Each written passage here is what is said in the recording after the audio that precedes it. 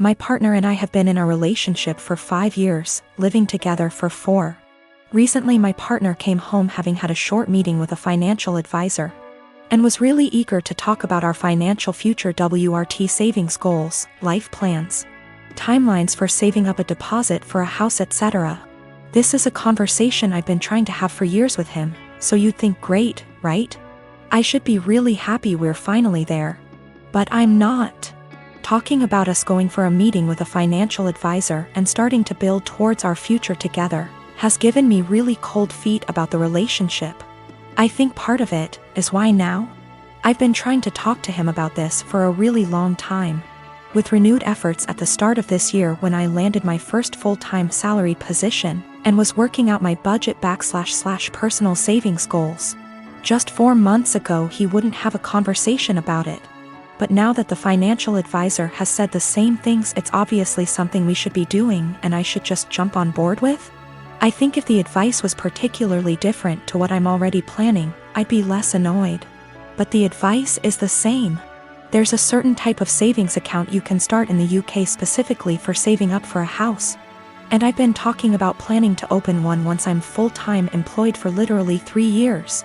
And he brought it up like this new, novel idea I'd never heard of. It makes me wonder if he's ever listened to anything I've ever said. He's always been more frightened of commitment / taking the next step. And I've driven that for the majority of our relationship. Become official / exclusive? I pushed for it. Move in together? I pushed for it. Start a joint account for household costs? Me move into a bigger place and buy our own furniture? My call. And every step of the way he's against it and I have to convince him why it's the right decision. I've tried to have this financial future talk for a long time, and also the talk about mapping out what our future plans are together. But he's never wanted to have it.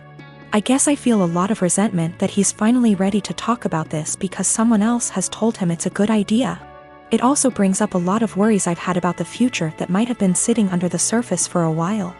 Like the marriage and kids talk, I've always been clear about what I want, and he's always vaguely agreed with me. But trying to talk to him about time scales for it is like pulling teeth and always turns into an argument. It's not like I'm saying you have to propose now or I'm leaving or anything. It's literally just stuff like, ideally I'd like to be thinking about engagement and buying a house by 28 and married looking to have kids by 30. So he's literally got like half a decade. But we can't have that conversation because he shuts down / gets annoyed / feels pressured. And I have no idea what he wants from the future because he won't tell me. There's a lot of resentment in this post and I feel the need to clarify that I love him. He's my best friend and our day-to-day life is a dream. But I always feel like I'm dragging him into a future he doesn't want. And that he doesn't really trust / listen to me as an equal partner. Until someone else tells him the same things I've been trying to say. I don't want that to be my future. I want someone who has these conversations with me and is excited about taking the next step. This feels like it has been one of the biggest underlying issues in our relationship that we've never been able to address. He doesn't ever really seem to listen to / consider me and often prioritizes his relationships with others. It's like he's expecting that I'll always just be there until he's ready, and that's not a very nice feeling to have. I'm not really sure where to go from here. I guess my big question is how do I move past this resentment into a productive conversation about goals / expectations. I would like to be excited that he's finally ready to take this step together, but I just feel annoyed and uncertain. I would also like to address the issues of not feeling like a priority once and for all. Since previous attempts haven't been successful. So I suppose my other question is how do I make our communication better so that we can actually talk about these things and come up with a plan to fix them? I and my husband tried for 5 years to get pregnant. Testing eventually revealed I have eggs of steel, and without medical help I'll never get pregnant. So that's what we did. Gave our samples, 1 petri dish, and 9 months later I have 2 beautiful fraternal twin boys. Jack and Adam. Thing is, Jake has a condition. Without going into detail, requires a shot once a week. Once he is older he can take pills.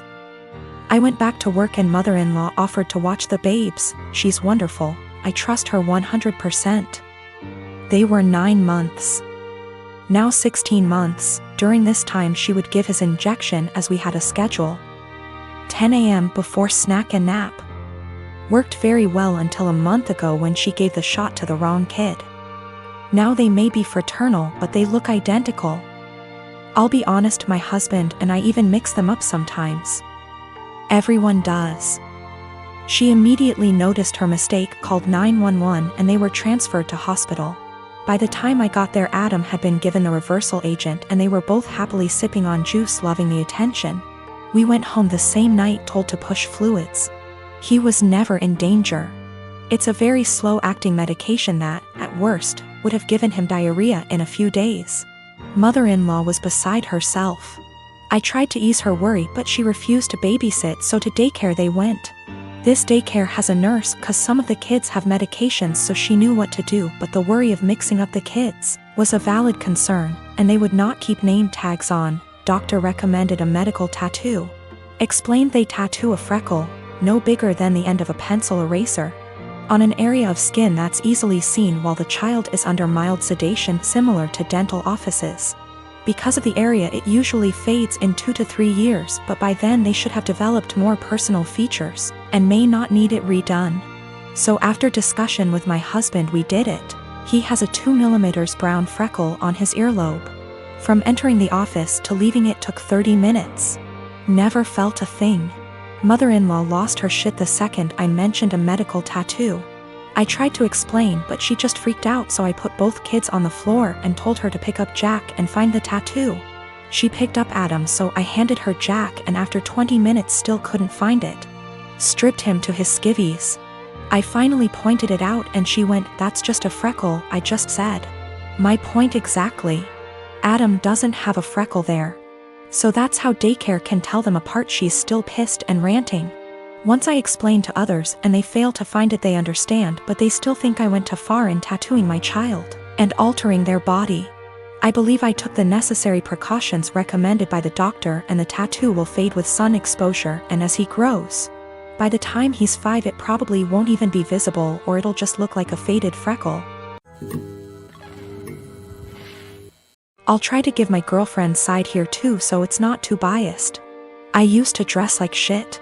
I was perfectly content wearing my gym clothes everywhere and stretch the dress code as much as possible for work. My girlfriend works in the fashion industry, so she helped me buy some clothes that fit me better and looked nicer without being out of my comfort zone, so I was really thankful for that.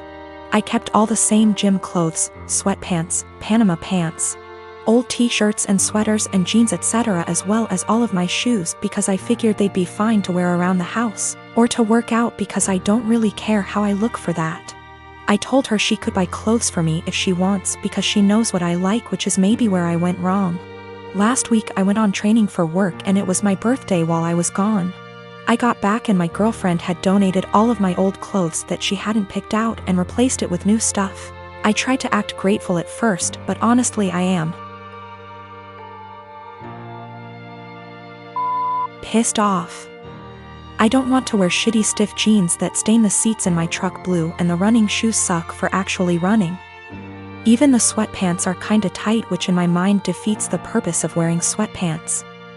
She got rid of all my old t-shirts that I bought at games and replaced them with plain colors, but now I have barely any t-shirts at all, and she spent a ton of money doing this. I know the jeans alone are over $300 and the shoes probably cost over $2,000. She gets a small discount on this stuff, but still, she probably spent upwards of $5,000 on all the new clothes. I looked up some of the brands and it's all really high-end. I told her I wish she hadn't gotten rid of my old stuff, and she said I would have kept wearing it, so she had to, but offered to go get it back from the thrift store. Well, the thrift store apparently sends their donated clothes away to get wasted, and then they get sent to various locations throughout our city, so basically no one has any idea where my clothes are and they're as good as gone. The reason I'm posting is she's now mad at me for being ungrateful and says I should respect and appreciate her more. But yeah, I'm not really that thankful because she got rid of all my shit. Yesterday I told her not to talk to me until she came home with my bean boots that I've been breaking in for years, which she actually was able to find, but it caused a huge fight. I don't dress like a slob, my clothes don't have holes, I'm not wearing lame graphic tees. And everything I've worn out of the house for the last 3 years, with the exception of going to the gym. Also, I'm not going to break up with her over this. It sucks, but not really breakup worthy. My boyfriend and I have been together about a year, and when our city implemented lockdown for the virus, he decided to quarantine with me at my apartment as I live alone and have a nicer apartment, and he has several roommates. Mostly it has been going well, and thankfully we both still have jobs. Except in the first few weeks I started noticing that the bathroom floor was suddenly always wet around the toilet. The sink is across the room from the toilet, so it's unlikely to be from the sink. At first I thought it might be water, but soon realized that it was definitely pee. I asked boyfriend about it nicely, and he apologized and said sometimes he has bad aim. I asked him to try a little harder, and he said sure. The floor continued to be frequently spattered with piss. And a few weeks later I confronted him about it again because I think it's pretty gross to step in his pee several times a week. And it seems like an easy thing to fix. If he misses the toilet, I think the very least he could do is make sure to wipe it up with toilet paper or a Clorox wipe. The cleaning supplies even live in a cabinet directly over the toilet. He said sure, sorry, he would try to remember to do that.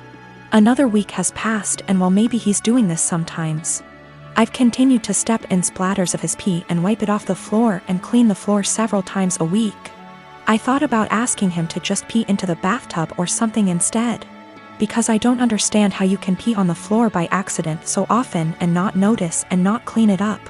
Last night I got up to use the bathroom in the middle of the night and absolutely stepped in piss, for the 12,312,301,298th time. I had it, and I didn't want to pick a fight or ask him again since it seems clear he can't or won't change. So I got one of my dog's wee pads from when he was a puppy, he is well trained now, and cut it up a bit and taped it down to make a sort of skirt or mat around the floor near the toilet to at least absorb the piss. Boyfriend saw this morning and is furious with me, saying that I'm calling him a dog, comparing him to an animal, etc. Honestly, I was not thinking that at all. I just was trying to be resourceful and solve the problem for myself since I don't like piss on my bathroom floor, and don't like stepping in it. I didn't feel like arguing about it anymore.